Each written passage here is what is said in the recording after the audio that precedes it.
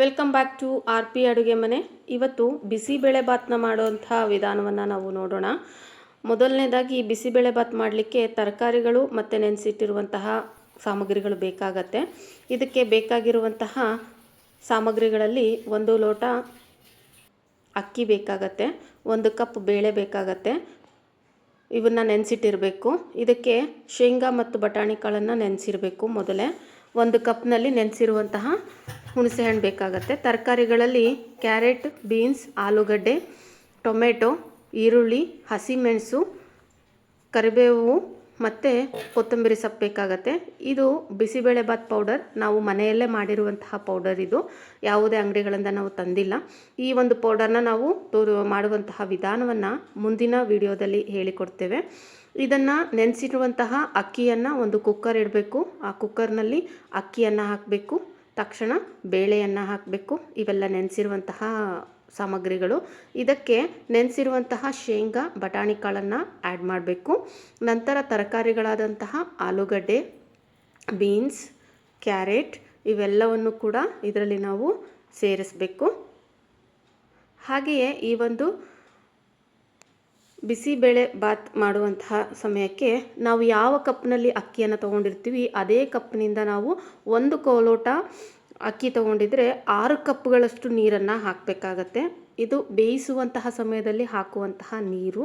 ಈ ತರಕಾರಿ ಇದೆಲ್ಲವಕ್ಕೂ ಸ್ವಲ್ಪ ಉಪ್ಪನ್ನು ಮಿಶ್ರಣ ಮಾಡಬೇಕು. ನಮಗೆ ರುಚಿಗೆ ತಕ್ಕಷ್ಟು ಉಪ್ಪನ್ನು ನಾವು ಸೇರಿಸ್ಕೊಳ್ಬೇಕಾಗತ್ತೆ. ಈಗ ಒಲೆಯನ್ನು ಆನ್ ಮಾಡಿ ನಾವು ಬೇಯಲಿಕ್ಕೆ ಇಡಬೇಕಾಗತ್ತೆ. ಒಂದು 6 ವಿಷಲ್ ಆಗೋವರೆಗೂ ನಾವು ಅದನ್ನು ಬಿಡೋಣ. ಈಗ ಈ ಒಂದು ನೆನೆಸಿರುವಂತಹ ಹುಣಸೆ ಹಣ್ಣನ್ನು ನಾವು ರೆಡಿ ಮಾಡ್ಕೊಳ್ಬೇಕಾಗತ್ತೆ. ಈ ನೆನೆಸಿರುವಂತಹ ಹುಣಸೆ ಹಣ್ಣನ್ನು ನಾವು ಬಿಸಿ ಮಾಡೋದ್ರಿಂದ ಇದರ ರುಚಿ ಹೆಚ್ಚಾಗತ್ತೆ. ಸ್ವಲ್ಪ ಇದು ಕುದಿಯೋಕ್ಕೆ ಸ್ಟಾರ್ಟ್ ಆದ ನಂತರ ಇದಕ್ಕೆ ಸ್ವಲ್ಪ ಬೆಲ್ಲವನ್ನು ನಾವು ಬೆರೆಸ್ಕೊಳ್ಬೇಕು. ಏಕೆಂದರೆ ಅದರ ರುಚಿ ಹೆಚ್ಚಾಗತ್ತೆ. ಬಿಸಿಬೇಳೆ ಬಾತ್ನಲ್ಲಿ ಈ ಒಂದು ಬೆಲ್ಲ ಒಂದು ರುಚಿ ಬೇರೆಯೇ ನೀಡುತ್ತೆ. ಹಾಗಾಗಿ ಅದನ್ನು ಮಾಡ್ಕೊಳ್ಬೇಕಾಗತ್ತೆ. ಈಗ ಒಂದು ಬಾಂಡಲಿಯನ್ನು ಇಡೋಣ. ಅದರಲ್ಲಿ 1-2 ಸ್ಪೂನ್ ಎಣ್ಣೆಯನ್ನು ಹಾಕಬೇಕು. ಎಣ್ಣೆ ಜಾಸ್ತಿ ಬೇಕನ್ನೋರು ಸ್ವಲ್ಪ ಹಾಕ್ಕೋಬೋದು ಎಣ್ಣೆಯನ್ನು.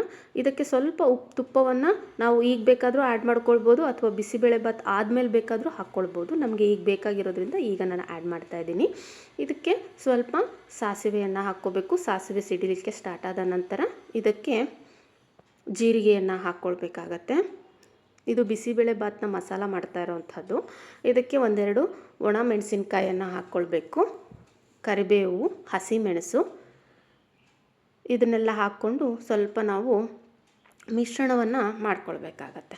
ಇದು ಆದ ನಂತರ ನಾವು ಈ ಒಂದು ಮಿಶ್ರಣಕ್ಕೆ ಈರುಳ್ಳಿಯನ್ನು ಸೇರಿಸ್ಕೊಳ್ಬೇಕಾಗತ್ತೆ. ಸ್ವಲ್ಪ ಈರುಳ್ಳಿ ಬೇಯಿಸ್ಕೊಳ್ಬೇಕಾಗತ್ತೆ.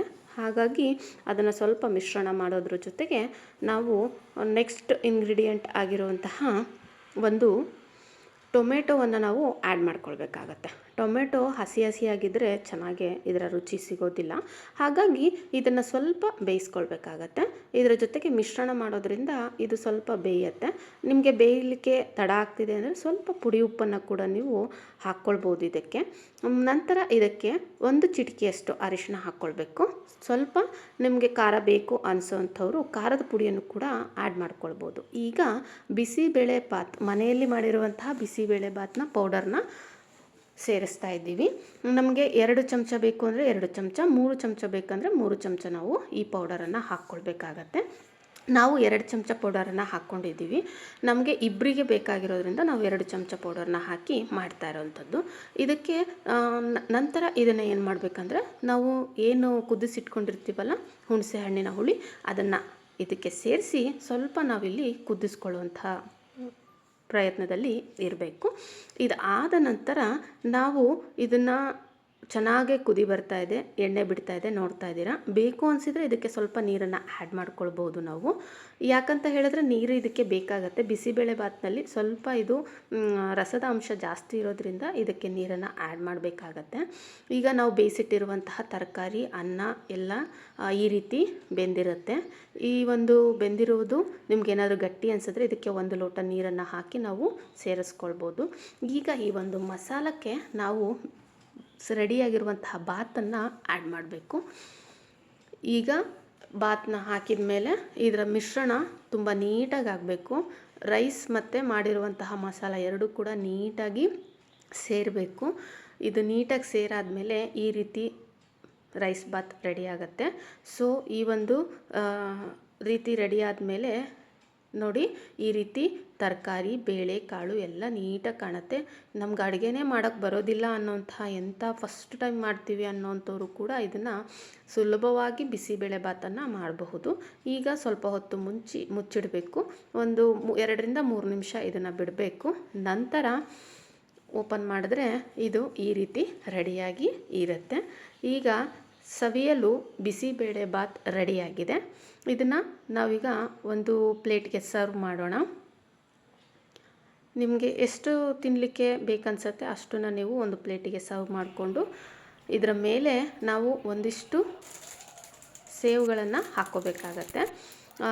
ನಾವು ಇದನ್ನು ಗುಳಿಗೆ ಖಾರ ಅಂತಲೂ ಕರಿತೀವಿ, ಬೇಕಂದರೆ ಮಿಕ್ಸ್ಚರ್ ಅಂತಲೂ ತೊಗೋಬೋದು ನೀವು.